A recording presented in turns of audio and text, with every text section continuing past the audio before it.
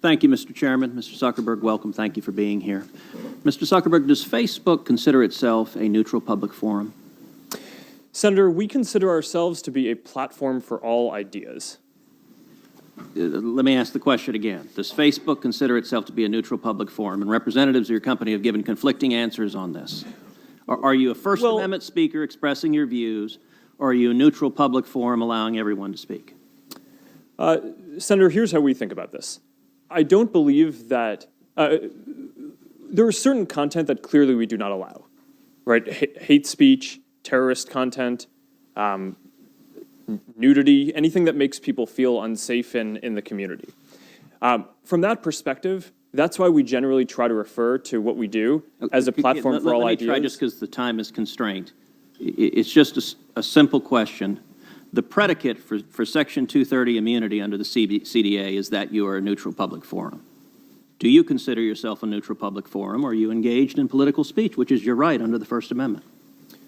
Well, Senator, our goal is certainly not to engage in political speech. I'm not that familiar with the specific legal language of the law that you speak to, so I would need to follow up with you on that.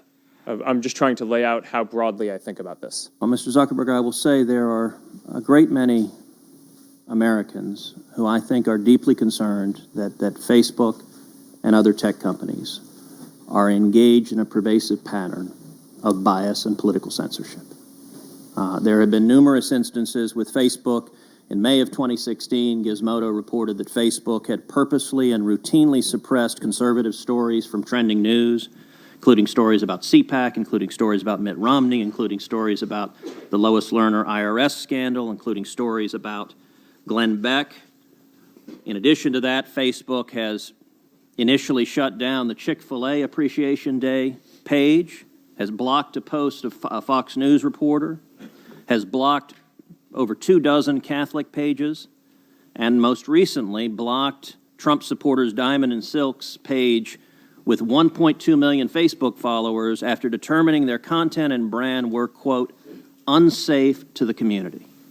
To a great many Americans, that appears to be a pervasive pattern of political bias. Do you agree with that assessment?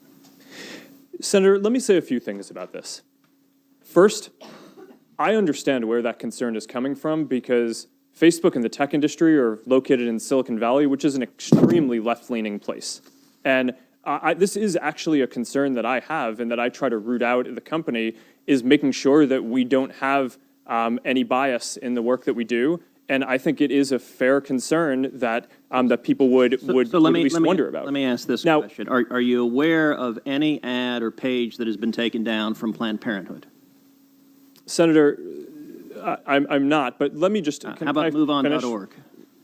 Sorry? How about MoveOn.org? I'm not specifically aware of those. How about any Democratic candidate for office? I'm not specifically aware. I mean, I'm not sure. In your testimony, you say that you have 15 to 20,000 people working on security and content review.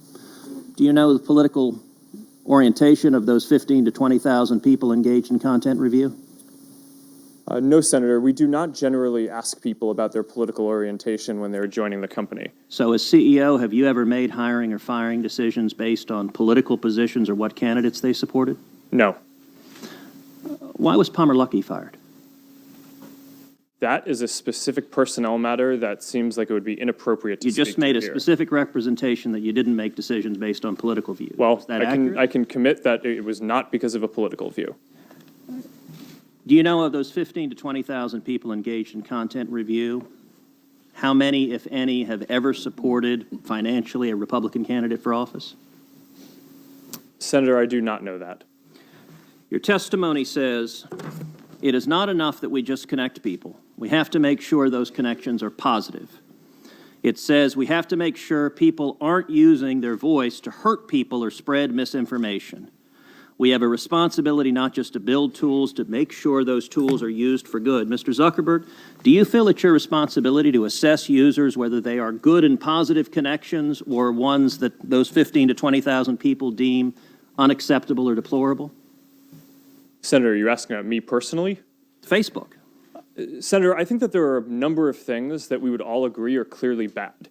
Foreign interference in our elections, terrorism, self-harm. I'm Those talking are about things. censorship.